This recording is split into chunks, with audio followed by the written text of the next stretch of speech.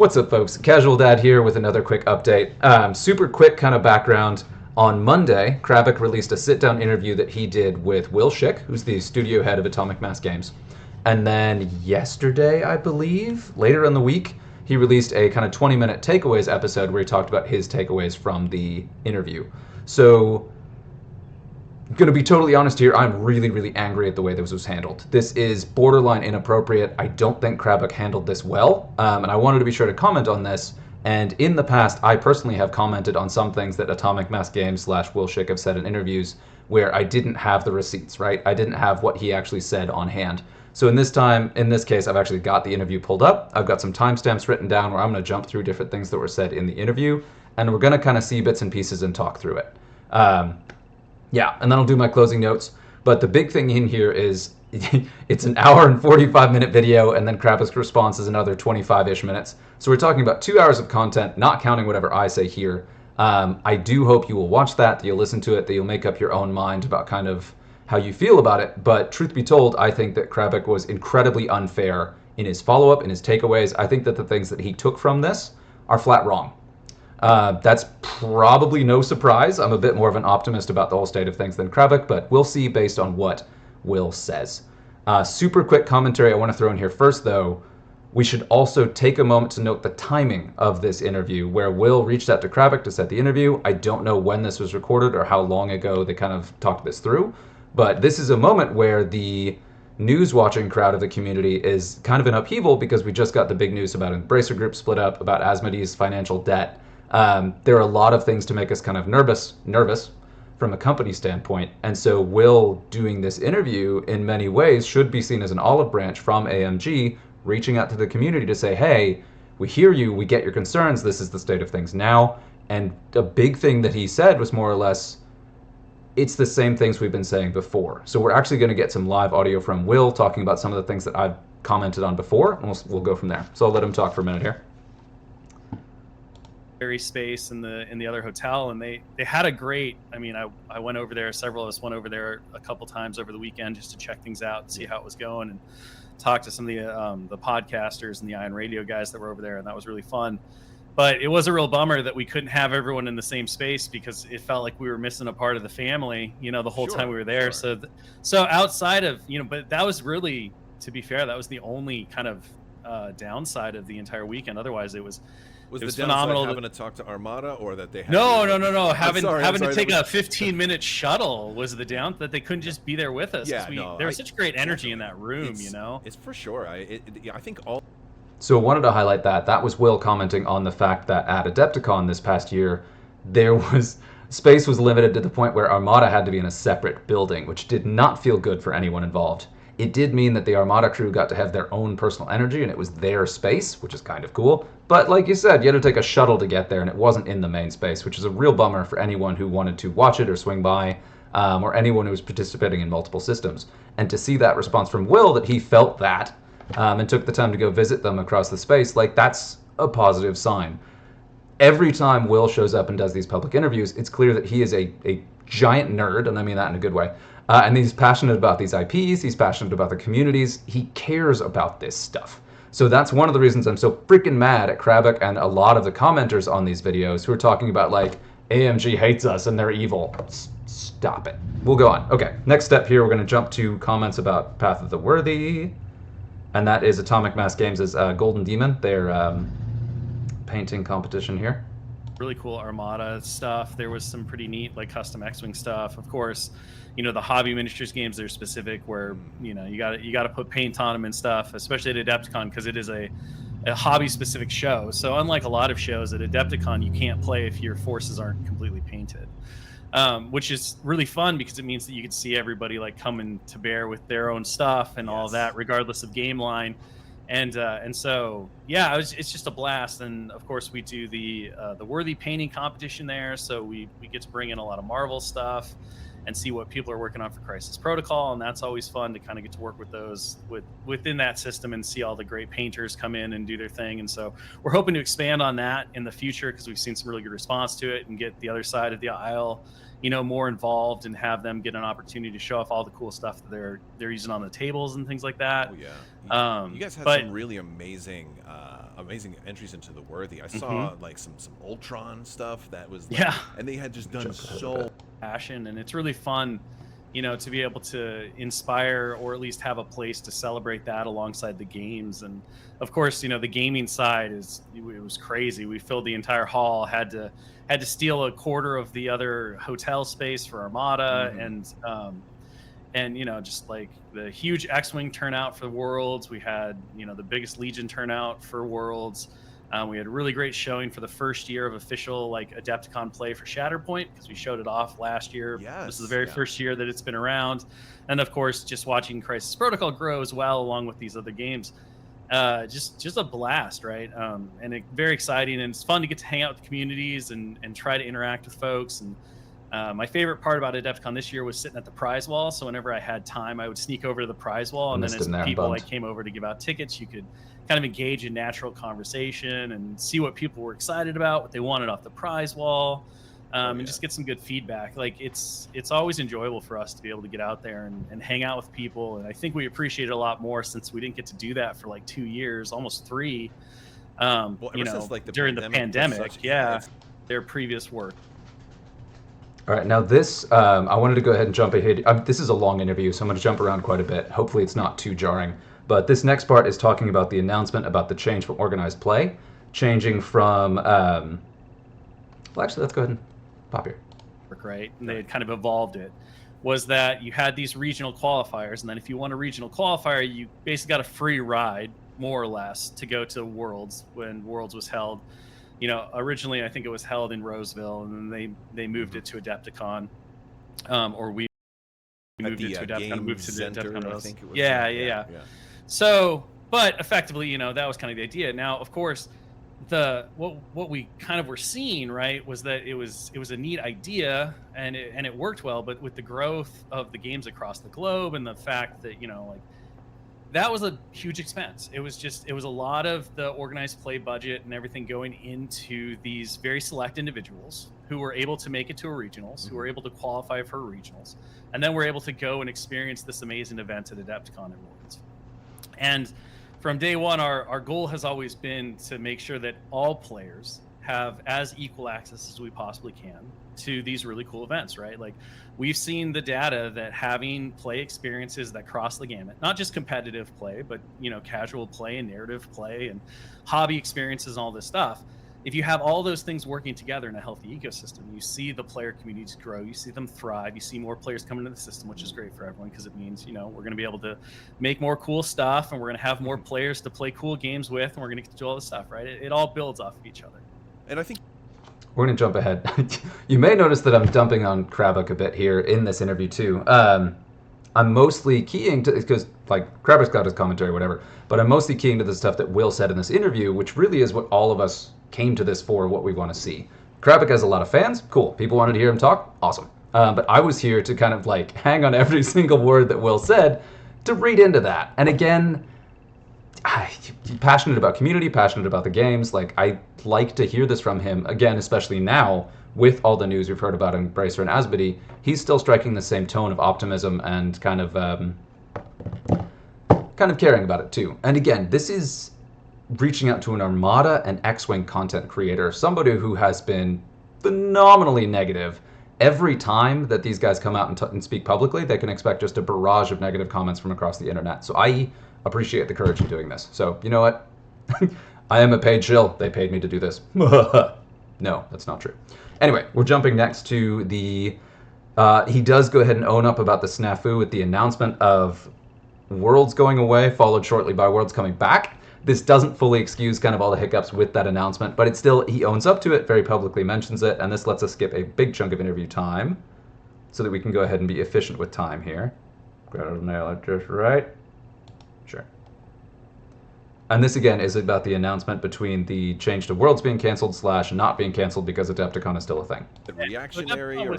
Yeah. The Adepticon was still very much like they were still in conversation for the space. Okay. Yeah. Right. So we knew that there were going to be changes, because we knew from our talks with Adepticon and being great partners that they are, that they were going to go through a transition.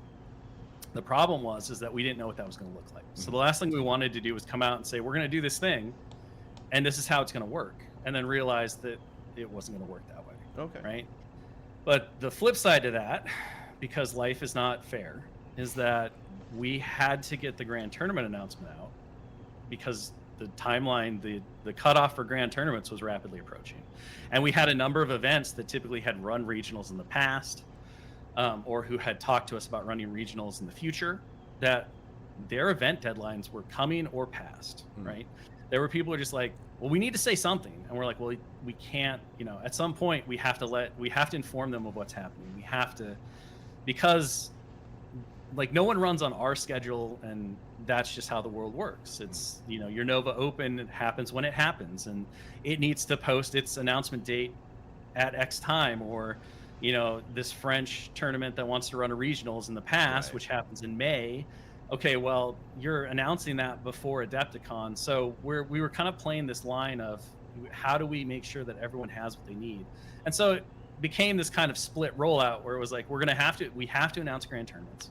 We have to let people know what's going on. We know we're doing that no matter what.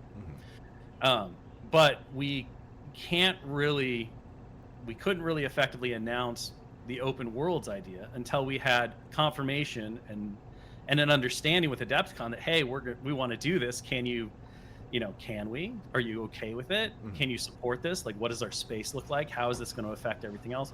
Because at the end of the day, I think one thing that people may not be aware of is that we organize and support heavily by being personally invested in partnership with Adepticon, those events, but they're still Adepticon's events, right? Like Adepticon It's not is your convention, it's their convention. It's not our show. Yeah. So like, you're not going to bust into somebody else's house and be like, this living room's mine, move the furniture like this because I say so. Sure. Now, if you guys ever do have your own show. And then I'm going to jump to a key point about he did talk a couple times about the emphasis on local retailers, not just on the retailers themselves, but also talked about, and we're going to cover this again, but there's a lot of emphasis on making the products and sales shelf friendly, right? So that shelf space at local retailers and game shops is valuable, and they have to make sure that the products they're releasing reflect that. So it should be things that are selling, things that don't take up too much space, and we'll cover that again. But so this is a quick commentary on the organized play kits that I actually missed in the initial announcement. Do is make sure that we're reconnecting with the local retailers and the gaming stores to make sure that they feel supported and that they're the centers of their communities at the local level. Yeah, and that's really important to have local people to play against. I mean, I've seen so many people, on different social media or in Discords and stuff talk about like, oh, I would love to play this game, but I don't know anybody who's playing, and it can be work to try to like start up a community, and these things, I think these initiatives really go a long way. And so that's another thing that's happening, right? In the past, all of the organized play support has been basically the store has to purchase the kit, right? And so there's a bit of an onus on the retailer to be like, okay, I'm gonna pick up this kit, I'm gonna order it from the distributor, I'm gonna bring it in, and then I'm going to find somebody to run it, and I'm going to organize it and run it, which is a fine system. But one of the big steps that we wanted to take, and part of what our evolving progress is, in order to, really dial in on the fact that we want the stores to be the center of the communities, and we want to connect with them better and give them better tools for support, is that we're breaking our organized play systems out into where there will be free promotional kits for stores that they can choose to run tournaments with, or to run events with, or to run demo nights with, in addition to the standard kind of tournament support that we've seen before, the organized play kits that we've seen before, where a retailer can bring those in and they have, fancier or more awards, or they're kind of bent to a specific thing. So you guys watching at home, tell your stores to get in on this stuff. There's no excuse anymore. So there were actually two really good highlights from Crabbok there, but that one right there, telling your local stores to get into it, but then also earlier talking about how the importance of that community experience and that local community and that building a local play community is work. Great highlighted points there. Wanted to showcase that too. But the key change that I had missed from announcements before is that the store kits or store promotional kits have been paid up to now, but AMG is redirecting some of their OP budget to fund shipping those to stores as something that they can use to promote their local communities, which is awesome. I totally missed that in the early announcement, so I'm glad that he highlighted that.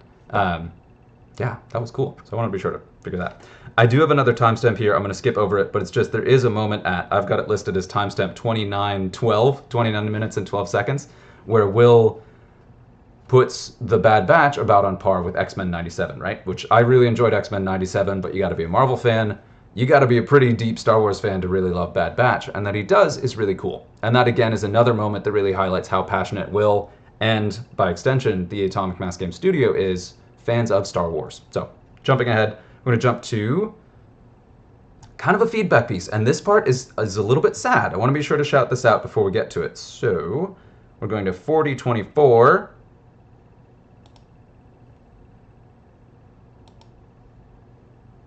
Lucas is right now.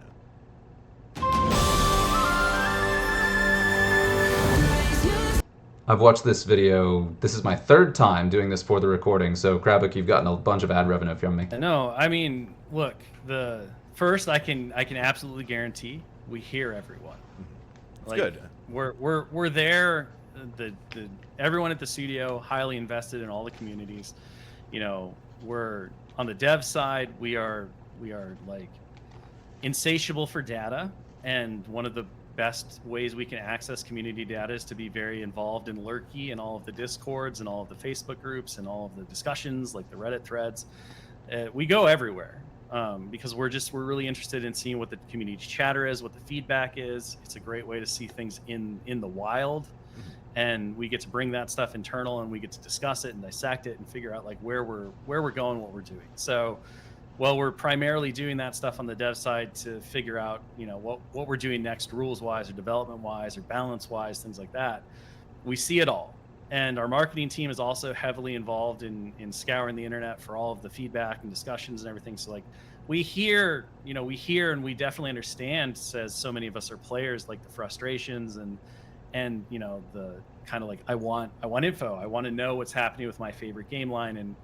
And so it's not through malice or indifference that like we're not making anything known to people. Like I say it all the time, right? No one's twirling their mustache, cackling madly with joy because, you know, X, Y, or Z thing happened that has made the players unhappy. It's the exact opposite.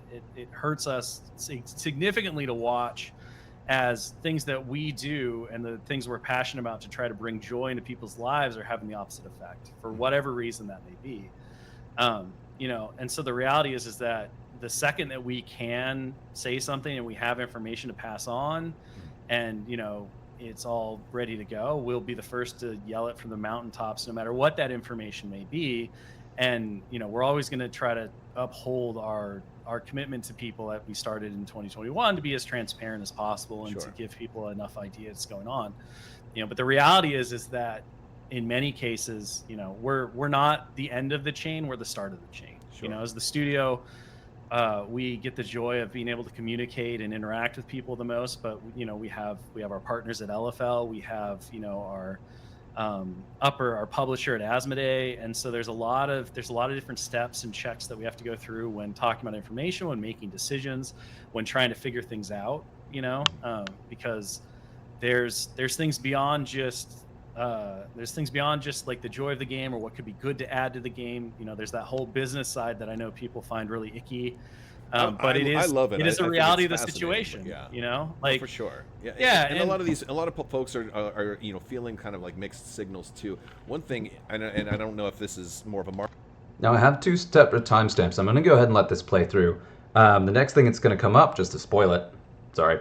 It's going to be some comment. Well, I won't spoil it completely. So the thing about this is just commentary about how Will just mentioned that they do have a chain of command they have to go through to get anything approved. They have to design the product. They have to do something they want. They have to go through FFG, who he didn't mention, has to go through Asmodee, has to go through Embracer, not anymore, has to partner with Lucasfilm Limited, LFL. There's a lot of steps in the process to getting things in our hands, and the studio is in many cases not able to talk about things that haven't been approved yet. They can't even tell us what they submitted for approval that got rejected. They will never be able to tell us that. So there's a lot of barriers here to them actually saying anything that must be incredibly frustrating. So this is a specific case where Crabbok is about to ask a question, and Will's going to throw in something they were able to push straight through the chain quickly, and this has a direct parallel in X-Wing too. So let's just listen to this real quick. Marketing thing, but just like feedback. I'd love to hear maybe a revamp of that 2021 statement, because when it says no product in development and then you see Rapid Reinforcements 1 and 2, I feel like those were developed, even though I think product being like physical, like a differentiation between that, it can be a little confusing and send mixed signals. So I'd love to someday. I mean, Rapid Reinforcements really was just kind of our, it was our internal effort to do whatever we could for the games and the communities, right? And it's been well received too. Those are great. Yeah, and it was a a kind of a thing that got brought up internally as an idea, and it was like, hey, I think there were some players who were pretty invested in Armada within the studio, and they kind of knew what was going on, and so they're like, what if we did this? Like, is this a thing that we could do, and could we affect this, with the resources that we have available, and could we push this through with everyone else? And so it was a wonderful, unexpected, miracle, surprise baby. I don't know, like. I love that line, surprise baby. So insight there, they just sort of threw out, is they have dedicated Armada players and community members on the design team at Atomic Mass Games. So y'all Armada players, like, they are in the trenches with you and are equally frustrated, and they are actively looking for the things that they can push through and get all the way through top approval quickly without the lead time they have on other stuff. See also the X-Wing scenario packs that they have been able to put out. Those are closer to the release schedule that we should expect for product when it starts coming out. So again, we see really genuine effort from the studio to give the community something that they are able to do through the kind of red tape and obnoxious barriers that they're up against, right? And it could be supply chain stuff, where a card pack is easy to do, where other stuff takes dramatically more prep and kind of approval. So I really wanted to highlight that moment, and I love the surprise baby line. Like, that really shows the amount of care and attention they put into that project, and that the studio was working with kind of some lower members to kind of push something through that they really wanted for the good of community. That's the kind of stuff that I see coming out from AMG all the time, which, to wrap back to it, is another reason why I'm so angry at Crabbok for how he handled this overall. Particularly here, he is so happy about Rapid Reinforcements and is really excited about it in this interview. So, moving on. We're going to jump on to the next one. We'll go ahead and jump to this and kind of see where it goes. It's shortly here, so I'm going to go. I'm not sure exactly what the right metaphor is, but it was a very exciting thing for us to be able to land on and do. And so we were able to do the first one, and that was received very well. And so then we moved on to the second one, and that one launched a little more shaky, but we got it figured out. I think it ended in a good spot too, because the game is done really well. We're seeing so much growth. It's been pretty awesome. I mean, we do like these little 2-round tournaments here in Orlando, and they're short. We do them one every month, and they're kind of like casual play plus, because we play kind of lightly, but you get 2 rounds. You're going to get 2 games in, and gosh, we're seeing more and more people. We're running out of tables, and so it's great, and it would be great to have more product on the shelf someday if the planets align, and that can happen. But it's stars align, bro. But whatever. We'll be waiting to hear something from you guys when you can. Hopefully sooner. And I'm hopeful that we'll have information out soon, and that we'll know the direction that we're going, and what's been approved and what's not to say, and to inform everybody with. Sure. And the second that we can do that, we're there for it. At the end of the day, right, the only thing I can really give the Armada community is like solidarity, and that we hear you. We're as frustrated, at times as you are, at the fact that there isn't information that we can provide, and we just want to make sure that the game is as supported as we possibly can support it, and that everything's in line as best it can be to make sure the game's healthy and fun and active, and that more people can have communities like yours with it. Yeah, absolutely. Quick break. So again, Crabbok, very, very positive, community growth, good things. Like, this was a positive moment with Armada under Atomic Mass Games' direction, talking about player growth, talking about weekly game nights. Like, we'll get back to that. I will say that this next part is going to be one of the most negative parts about the entire interview. We're going to go ahead and jump in here. I'll talk about it. This is on the subject of reprints, and sort of more kind of touching on the Armada and X-Wing kind of release plans moving forward. Do you say along the same lines, like with X-Wing? I know there's a lot of there are still some reprints that were announced that haven't come out yet, and the huge ship points were talked about, and I don't know if I think they're kind. So with therapy, it sounds like it's helped you. Yeah, very much. Would you be the person that you are today without therapy, or the kind of like on hiatus right now, but I don't think they're completely dismissed. But is that in a similar situation, or is there anything you can say to that? Yeah, I mean, basically, right? Like, it's unfortunately, it's a lot of the same stuff where there's a lot of considerations with those product lines and where we are, in the current environment and economy of the world, and all the logistics and everything that go with them, in addition to just everything else, right? And also, with X-Wing specifically, looking at where can we go after its very long and successful history of releases.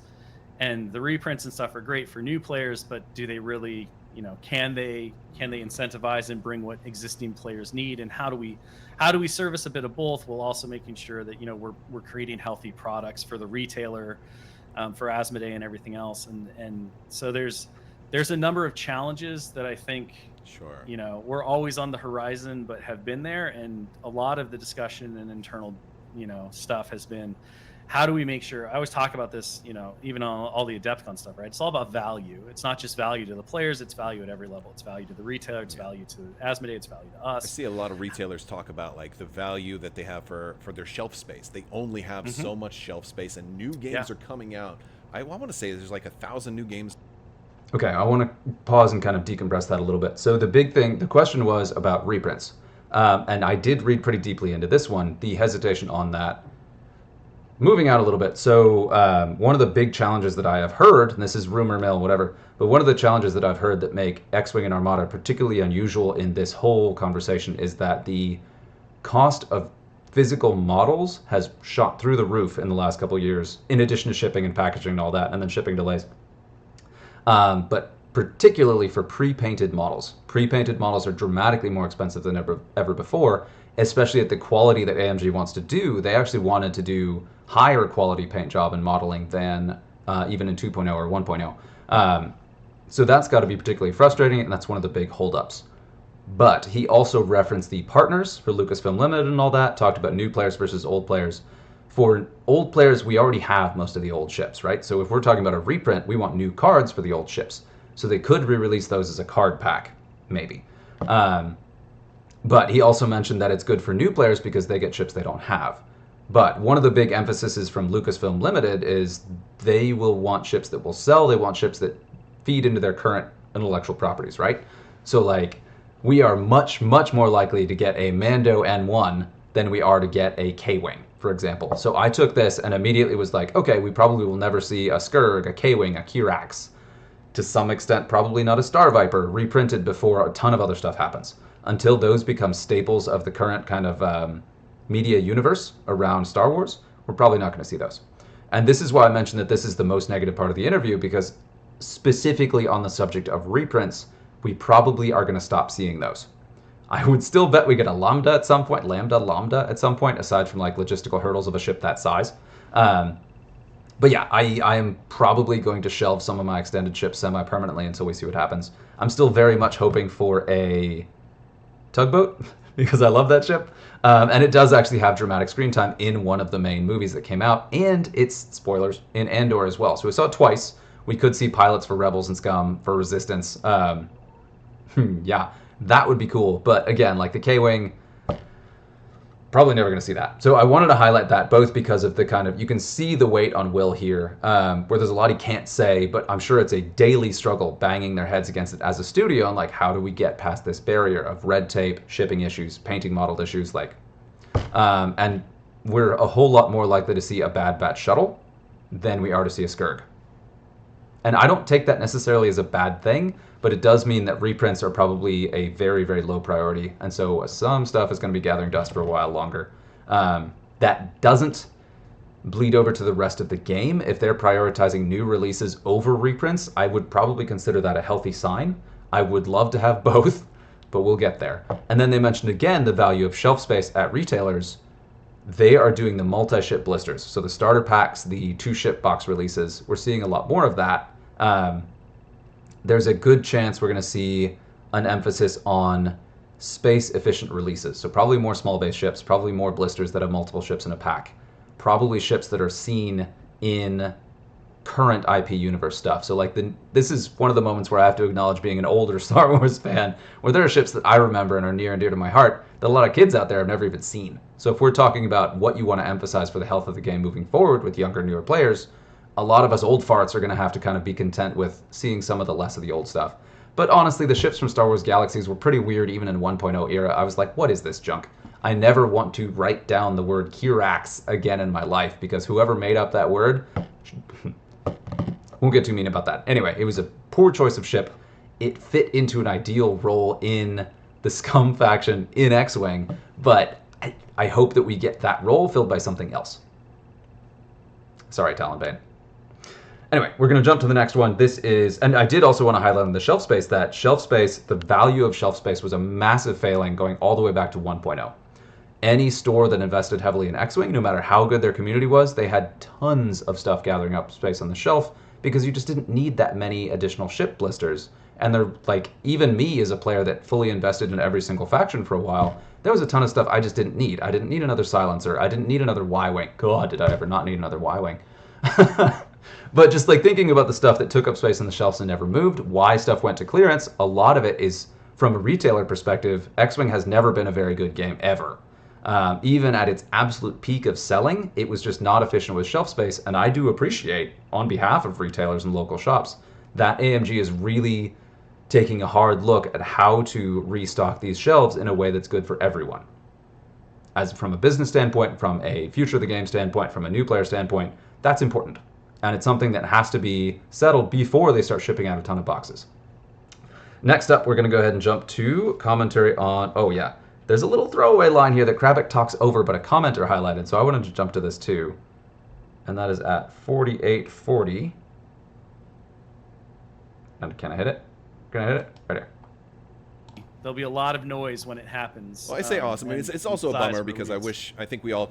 Seriously, and then of course, you know, that goes down the chain or up the chain, however you want to look at it.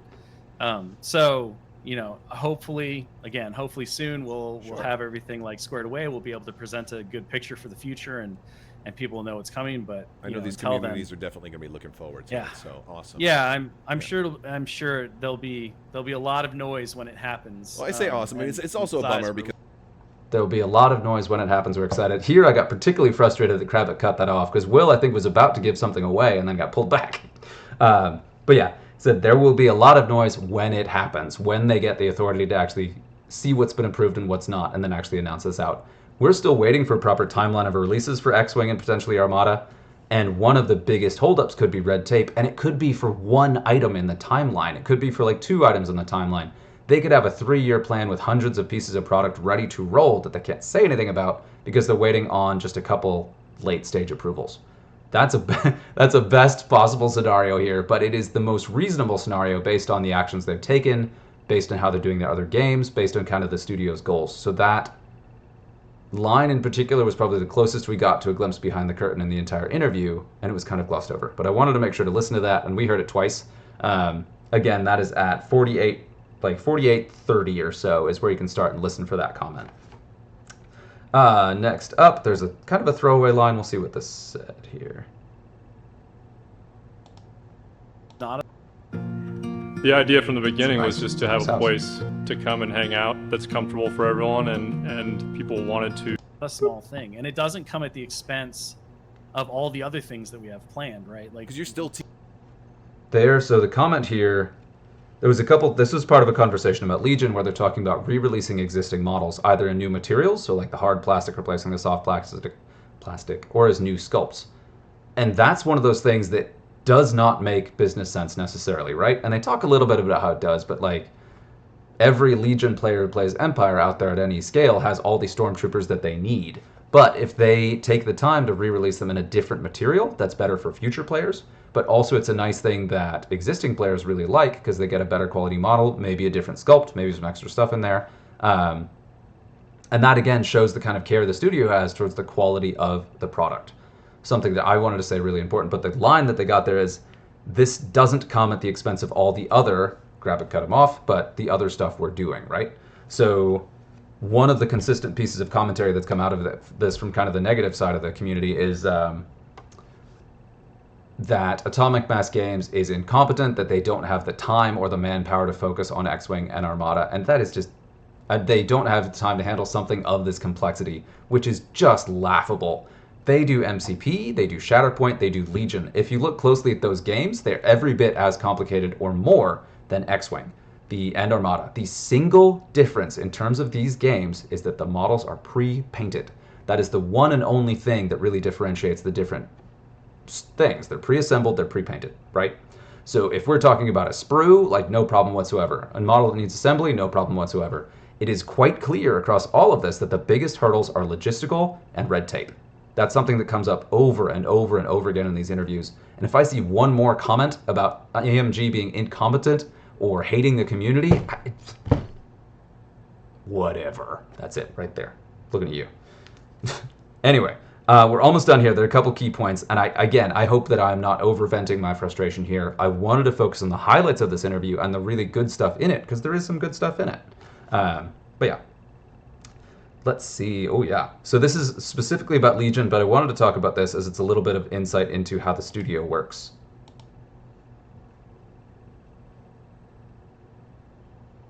We were looking at options and opportunities for new things, and so I presented the challenge to the devs. I was like, hey, the Bad Batch would be super cool, but you can't just make them generic grunts in a unit. You have to make each of them unique. So, and I think you can do that. And my stance was that at first they were like, oh, I don't think that Legion can do that, and I was like, I think you can do it. And I think like that attitude.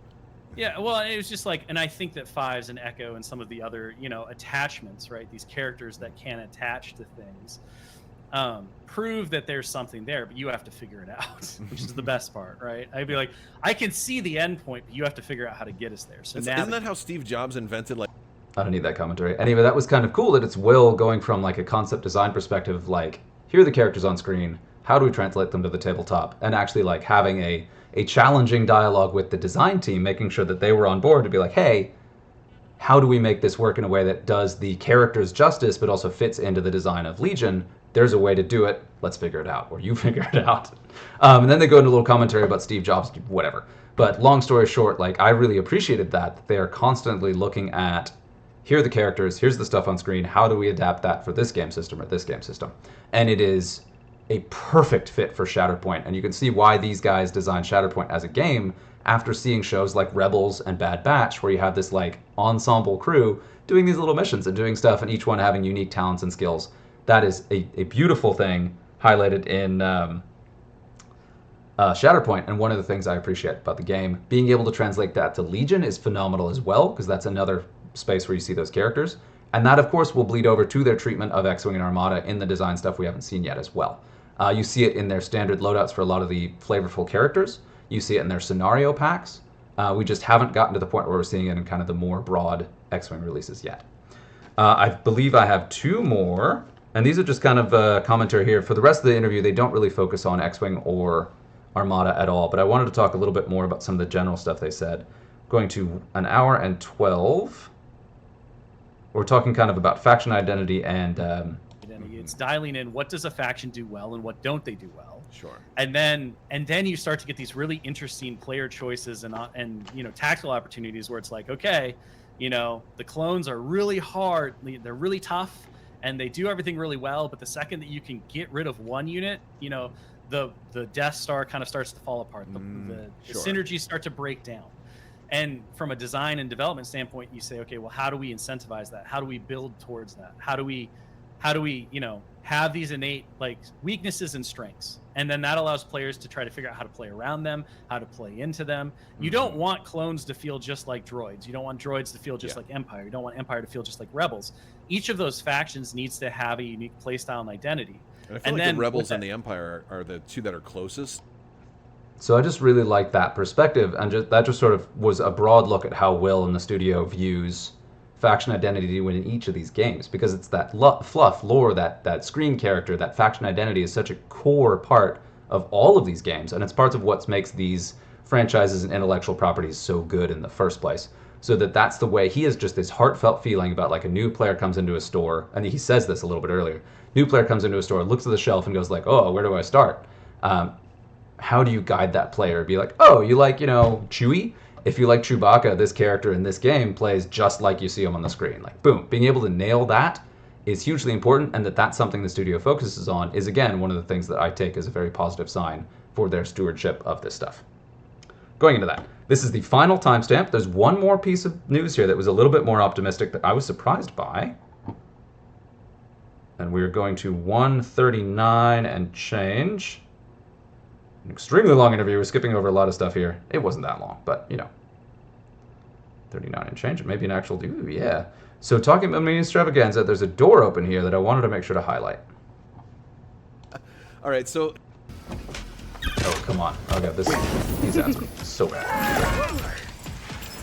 So in closing, I want to start wrapping things up. I know you guys I know you got stuff to do. But we have a mini extravaganza is just coming up. I believe it's coming up in July. I don't know if the exact dates have been published yet, but any ideas on what people can expect out of mini extravaganza this year? Yeah, it is in July. I want to say it's the third week in July, but I don't know that that's been officially confirmed. But it will be kind of mid-July for sure. Obviously, it won't be over our American Independence Day because that would be crazy. We all want to go shoot fireworks off and eat hot dogs. And then it'll probably take us a week to recover from all the hot dogs that we ate and the burns we got from shooting off the fireworks. So yeah, absolutely. Third week seems like it's reasonable, right? But yeah, so that's happening in July. We're really excited about it. We're going to be covering a bunch of different things. The official schedule will be out. I would want to say sometime in the start of June. I know that the marketing department's been working on kind of all of the social media announcements and stuff for it. And we're going to cover everything we can talk about. Okay. So it'll just kind of come down to, again, where we're sitting on all of the different product lines. Like I know for certain we're going to have content for everything we covered at Adepticon. So we're going to have Marvel Crisis Protocol, Star Wars Legion, and Star Wars Shatterpoint. I don't know 100% for sure what we'll have or be able to talk about in terms of X-Wing or Armada. But if there's stuff that we can do, be assured that we will. Okay. If you guys need... That was the part I really wanted to highlight, is he left the door open where if there are announcements to cover the non-hobby related games, Armada and X-Wing, they will announce it at Mini Extravaganza. So on the downside, that means that in the past, community outrage that there was no announcement at Mini Extravaganza was somewhat justified because it could have been. On the other hand, that does open it up with saying like, hey, if there are things we can talk about, we will, which I appreciate that being stated very clearly. Not going to hold him to it. This is an informal statement in an interview with a YouTuber. But yeah, it is said, and this is like Will himself would like to announce things at Mini Extravaganza for the games that haven't heard as much as they would like to, if there's something they can say. That's really good. We're going to go ahead and close there. Oh, no, one more thing. Fun announcement. So, and this actually does sort of follow up news too, where Atomic Mass Games is officially letting people know if they've been approved for the GTs, Grand Tournaments, and the Welsh Open in the UK will officially be a GT this year, which, hey, congrats, guys. That's awesome. So we should see a full schedule of those soon, if not coming out before this video does.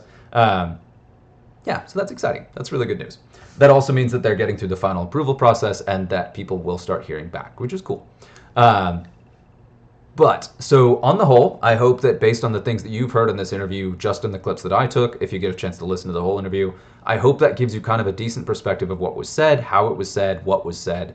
There's a lot more in there, but I kind of cherry-picked the highlights here. And this was pretty good. I thought the interview was decent. I do think that Crabbok is more used to talking to himself, which I have total sympathy for, and did talk over Will quite a bit, interrupt some of the key points, but you know what, that everyone sort of moved on from that. This was fine, and I'm glad this interview was done. I appreciate both parties for doing this. Where it gets bad is in Crabbok's follow-up commentary video, which I'm not going to cover on this, but I will link in the description.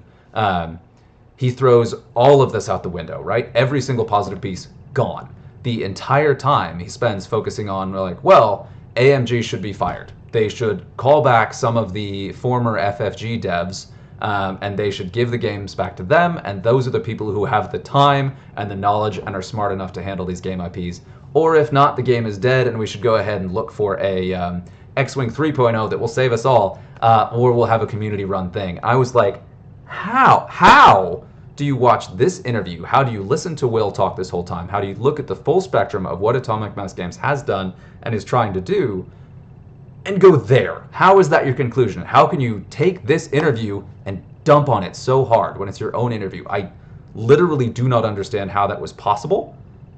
And so I had to comment on this. I was going to just let it be, let it stand, but and watching the comments, it feels like there are a lot of people who looked at Crabbok's short summary and took that as the content of the entire interview, which is terrible.